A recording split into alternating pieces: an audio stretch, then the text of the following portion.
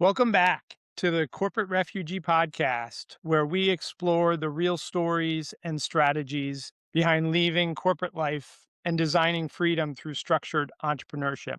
I'm your host, Chris Tucker. Today, I'm joined by someone who has shaped more than one generation of franchise success. John Hewitt is the founder of Jackson Hewitt, Liberty Tax, and now Loyalty Brands, a multi-brand ecosystem built around support, mentorship, and elevating entrepreneurs. John, it's an honor to have you here. Welcome to the show. Thank you, Chris. It's my pleasure. John, before we jump in, this is our first time speaking, so I'd love to start with something simple. How's your year been so far? We were named number one in largest or fastest growing pet franchise in the country, and also we're the number one largest mobile grooming pet franchise. So it's been an exciting year for us. Awesome. What's something you're enjoying or excited about outside of work right now? I grew up in Buffalo, so I love my Buffalo Bills. They looks like they have I mean, it's up and down. Looks like they have a slight chance this year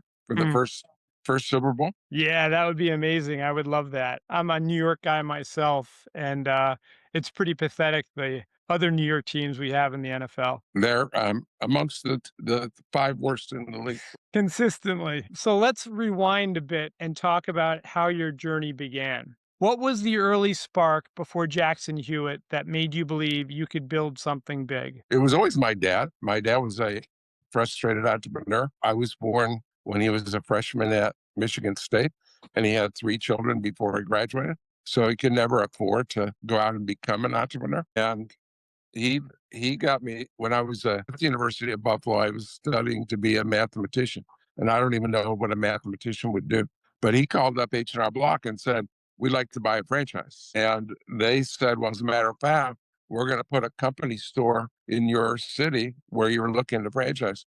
Maybe your son could work for us." And I took a tax course, loved it, and found out what I wanted to do at 20 years old. 20 years old, got into franchising. That's incredible. What did you see in the tax industry's early days that others weren't seeing? Well, it should have been obvious, but when I started Jackson Hewitt in 1982, our block had 9,000 locations, and the second largest competitor had 200. So it should be pretty obvious to the world because there's always room for a number two or number three player. There's always a Burger King or a Wendy's or there's always room for more than one player in every industry. And this industry was just totally dominated by H&R Block. Gotcha.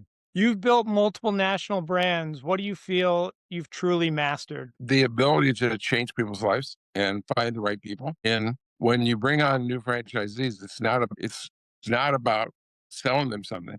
It's about finding the right person at the right time in their life with the right incentive and giving them the best system in the business. And so when I was at H&R Block, we had the best system. When I was at Jackson Hewitt, we had the best system. At Liberty, the best system, and now Loyalty Brands, we have the finest system. So you have to have differentiators. And so part of that differentiator is the best system in each industry that we're in. Awesome. For listeners unfamiliar with Loyalty Brands, what problem were you solving when you created it? The most franchisors actually fail, and that would surprise most people, I think, because they see franchising, they see the McDonald's and the Subways and the Jackson Hewitts and the huge organizations, and they don't see all the failures.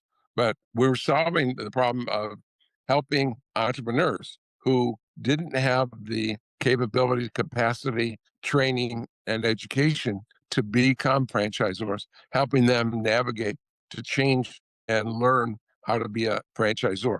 Managing a franchise business is different than manage a company owned business. Your journey naturally leads us into your leadership philosophy. What's the most misunderstood part of leadership at scale? I think that in this country that there are very few great organizations.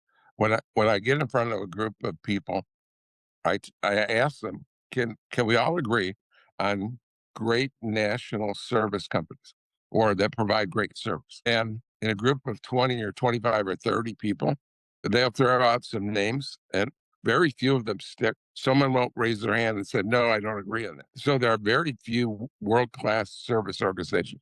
I mean, one that almost always wins is Chick-fil-A, for example. They get kudos from almost everyone. But what people don't understand, the difference between greatness and ordinary is the culture in the organization. That it's not about, it's about servant leadership. It's about treating your employees as number one, and then they'll take care of the customers. Herb Kelleher in the book Nuts about the development of Southwest Airlines said that if you want your customers to be treated as number one, you need to treat your employees as number one. So it starts with culture, and people don't put enough value on the culture of the organization. Yeah. How has your leadership philosophy evolved over the years? Well, that's one example of it in this sense that when in about 1990, we came up with the mission statement for Jackson Hewitt, and it was winning customers for life. So back then, it was focusing on only on customers.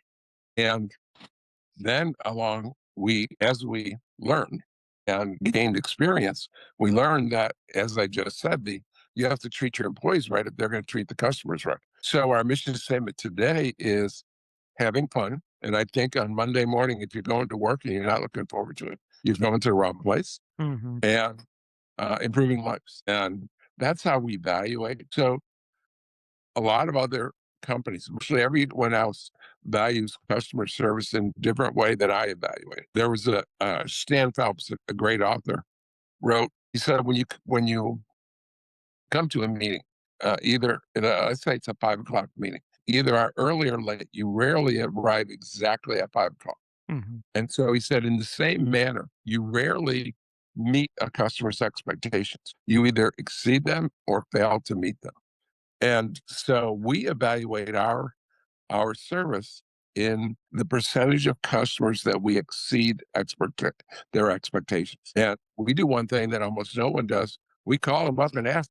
So 2 days after we've provided their tax return or their grooming, whatever, we call them up and say, how do we do for you? And they love it because no one's calling them and no one's seeking their opinion except by email or by text or by some kind of form. No one seeks their real opinion. And so we get a higher retention and we get higher referrals. So you're doing that, your folks are doing that over the phone, so you get more context than just like a thumbs up or a thumbs down or something. Exactly. There's more to it than just simple yes or no. That's amazing. How do you create accountability across multiple brands? We set our goals. First, we start out and say, where do we want to be in 5 years? And then we back it down and say, where do we want to be in 3 years? And then we back it down and spend most of the time on what we want to accomplish over the next year. To our way of thinking, a employee has two responsibilities: to meet their budget and to follow the principles. That's nice. You've led through multiple eras of franchising. Let's talk some lessons learned. If you could put a warning label on entrepreneurship, what would it say? Be very careful. Two-thirds of Americans think they want to be self-employed, but I've brought in almost 6,000 franchisees, and some of them have failed, and some of them have become millionaires. We have created over 1,000 millionaires. But everyone wants to be an entrepreneur, but they're not aware of the risk that you have to be a self-starter, that you have to be prepared for adversity. I've never seen anyone skate through without adversity, and stuff is going to happen. And they say what can go wrong will go wrong at the worst possible moment. And they don't understand the 10 most important two-letter words. If it is to be, it is up to me. Once you're self-employed, there's no one behind, no one's got your back. It's Mhm, all you. And mhm.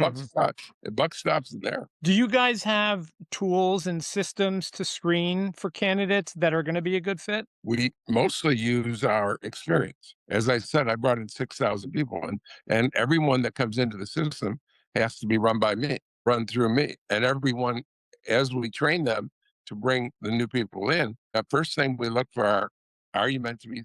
We have a simple process. Are you meant to be self employed? Is this the right industry? Are we the right company? And is this the right time? And we take them to those four processes, and we don't give them final approval until they finish training because we want to spend time with them and make sure that this is right for them because we're going to spend many years with these people, and it has to be right for them. If they don't win, I don't win. Now let's talk to the people right on the edge, future franchisees and founders. When corporate professionals think they need a big idea, what do you tell them? They think they need a big idea. I think that the most of the ideas, if not all the ideas to improve your company, most, certainly most, come from your employees and your customers. So you have to listen to your employees and your customers. And most, I call it CEO disease. I've seen so many CEOs, once they become CEO, they get it in their head they're supposed to know everything. And so they stop seeking advice and stop running ideas through their people. And so the best people to talk to, you can get nearly every way to improve your company if you just go to your team and listen to them and your customers. How has that happened for you that you have this awareness that once you become a CEO, you tend to not listen as much, but you tend to listen as you've kind of had your journey? How is that? Like, what do you do? Do you meditate? Like, what is it? How do you have this sort of awareness? Well, there's no school in the United States or if the world on how to be a CEO. So I've been in the school of hard knocks. I call it for 43 years. So I've had to learn on the fly. But one thing I've always been good at is, and it may be because I'm an introvert, is I've always been good at listening rather than talking.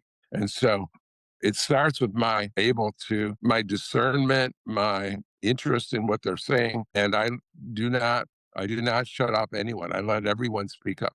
And even I'm wrong in many of my philosophies. If I had invented a new system for the business or a new thought or a new marketing, I'm only right like 1 in 7 times. So they're not going to be right that often. But if you and I disagree, Chris, you're a pretty smart guy, then I don't believe that my answer is 100% right or your answer is 100% right. The answer is somewhere in the middle. So you can learn from every exchange of every discussion, every exchange of information. Would you agree that you're either a good listener or a good speaker, and it's hard to be both? Well, it's hard to be a good listener and it's hard to be a good speaker. I'm not sure they're mutually exclusive, but I haven't put a lot of thought into that. But certainly I see some of my people love to talk to so much that while I'm talking, they're already forming in their mind what they're going to say. So they're not they if they're thinking about what they're going to say, they can't be 100% focused on what I'm saying. So Exactly. the people that are that are good, that talk a lot. I'm not sure you would call them good talkers, but the people that talk a lot tend to not listen well. That's a good point. How should franchise candidates evaluate the leadership behind a brand? I think that they need to see how many years of that they have of franchising experience, and also they need to s- evaluate whether the franchisor and the employees of the franchisor understand this simple premise that our success at Loyalty Brands is based on happy, successful franchisees. If franchisees are happy and successful, I can't do anything but grow, and if they're not, I can't do anything but fail. So they need to ensure that the franchisor and their key employees understand that the health and wealth of the franchisee is paramount in the success of the franchise system. This brings us to one of my favorite sections, industry trends. You've built across multiple eras of franchising. Where do you see the industry heading next? I think that certainly in the future, and I'm not an expert on that. I'm not an expert on AI, and so I haven't figured out how that's going to impact all other franchise systems. Certainly, in some of my systems, for example, in our mobile grooming business, AI is never going to groom a dog, right? They don't have that capability. Mm. But in other businesses, like our accounting franchise, AI may get involved in doing accounting work and financial projections and so forth. So AI is something to be reckoned with, but it's an industry by industry specific situation. Yeah. Business services, tax, bookkeeping, payroll are among the most resilient categories in the International Franchise Association report of 2025. What long term trends do you think will shape these sectors? They've been growing First of all, business services, tax and accounting has been growing at an average of 1 or 2% a year during my entire 56-year career. It's recession resistant, right? In recessions, the 5 or 6 recessions I've lived through, you don't have to buy a fancy cup of coffee or buy a new car or refrigerator, but you do have to file your taxes and do your accounting. And so it's resilient to recession. It's constantly growing. A higher and higher percentage of people are becoming self-employed. And I think in the current environment, in the during the Trump administration, I think it's very pro-business. And so there's going to be a record number of every year of businesses starting, and 95% of them use an outside accountant or tax preparer to do the work. So it's going to be it's a bountiful time to be in the tax and accounting business. Excuse me, while there's this deregulation going on. The report emphasizes franchisors using AI for onboarding, compliance, and performance dashboards. How is loyalty brands integrating technology as the next competitive edge? We are looking at each part of our system, and we have people that are constantly taking the latest courses and taking the pulse of AI and learning on the fly, because it is ever changing so quickly. It's changed. Remember when I started, they didn't even have not only didn't they have computers, they didn't have calculators, and I had to pull the hand of an hand machine. But the computer age went pretty fast, but it started when we built the first tax software for Apple computer in 1981. But the rate of change is accelerating. So we have people that are just that's their job. Part of their job is take every AI course and keep up with the latest changes and improvements, and then help us use it in our systems. Data shows franchisee satisfaction and support now matter more than the concept itself. Do you think franchising is entering a support first era? I think it should. I think that again, it's all it's all dependent on the percentage of customers that we exceed their expectations. So that needs to be measured, monitored, and improved. And understand that we can never exceed 100% of people's expectations. That's never going to happen in any industry. But we have to get better and better at it if we're going to stay ahead of the competitor. You're not improving. Your competitor is gaining on you. Yep. One of my favorite parts of this podcast is spotlighting the good humans in franchising. Who shaped your leadership early in your career? It sounds like your father. Well, my father was he was never in. He joined me and came into franchise after I got in first. So he was the CFO of a public company. So I give all the credit of my life to Jesus Christ, and the Christian faith is the first franchise. Gotcha. All right. Who inside loyalty brands today deserves recognition for the work they're doing behind the scenes? Inside of my company, Yes, loyalty brands. well, there's so many people that I could name. I have so many people that have been with me for such a long time. My CFO has been with me for 33 years. Wow. My chief marketing officer has been with me for since 1988, 37 years. My director of franchise development has been with me 26 years. So I just have the most experienced team ever in franchise. That's amazing. What does doing right by franchisees look like in practice? Many companies put policy over principles. And so what it means is that principles trump policy. So, for example, we had a situation many, many years ago at Jackson Hewitt where I let the CFO have a rule that franchisees could only talk to his team from 2 p.m. to 4 p.m. So one of his low-level employees gets a call at 4:30, and it's a franchise. Somehow got through the switchboard, and she said, "I can't talk to you. It's past 4 o'clock," and hangs up the phone on him.